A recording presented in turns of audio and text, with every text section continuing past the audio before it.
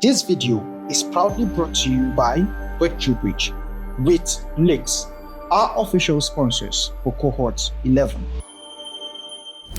Hi everyone, I'm Sunday Solomon. Welcome to yet another weekly update. Today we'll be talking about interfaces.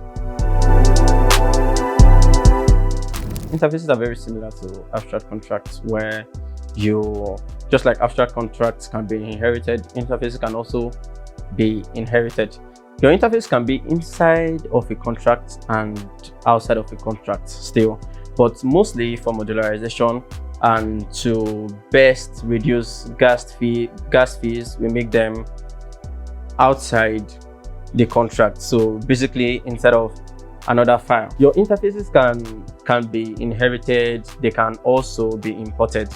So your interfaces, when creating an interface, is just like a contract is also declared, where you have your keyword contract and then the contract name and the rest of the code logic that goes into the contract. The same way your interface works, except that for interfaces you have no constructors. For interfaces you also have no state variables, and then interfaces, you don't have the logic inside of the interface. So all that the interface does is it extends, is like an extension of the actual logic.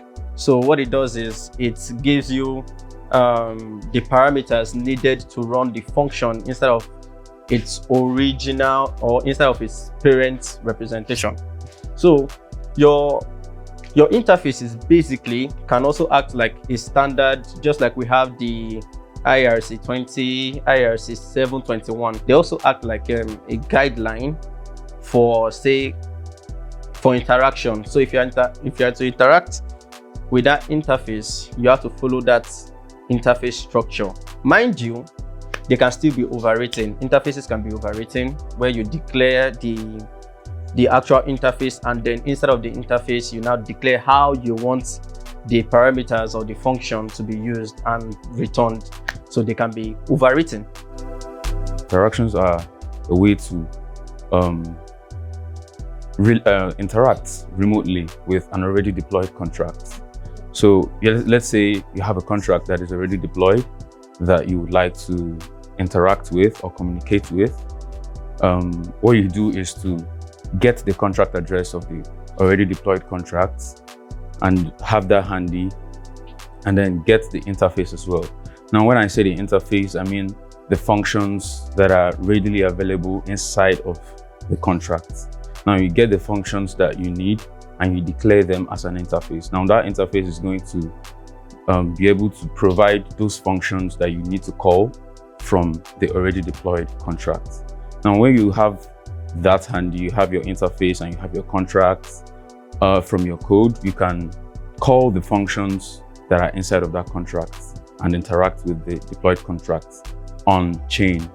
Now this is useful for when you want to communicate with that contract from your code, or you do not want to communicate from the front end that is available. Another use case is, because our tutor gave us a scenario that happened.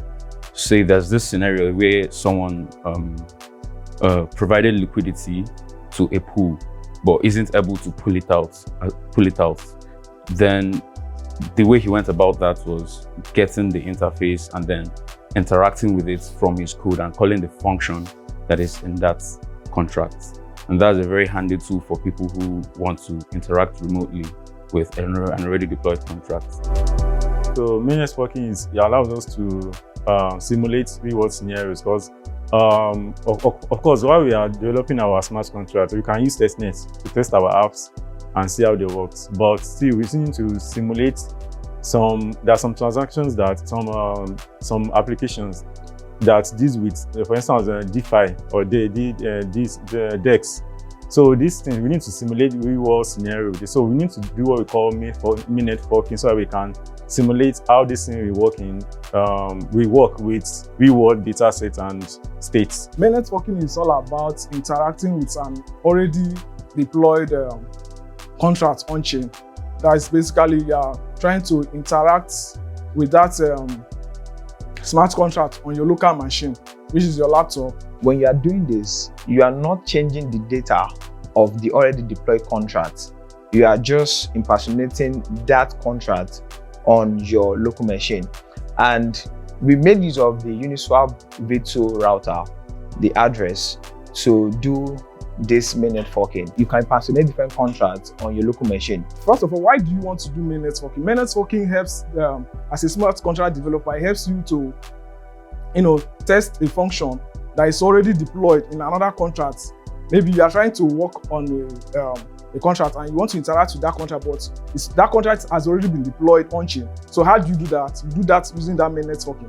And for you to do that, Hardhat provide that package, a helper, which you use to impersonate a real user, in a sense, like the user already has that token.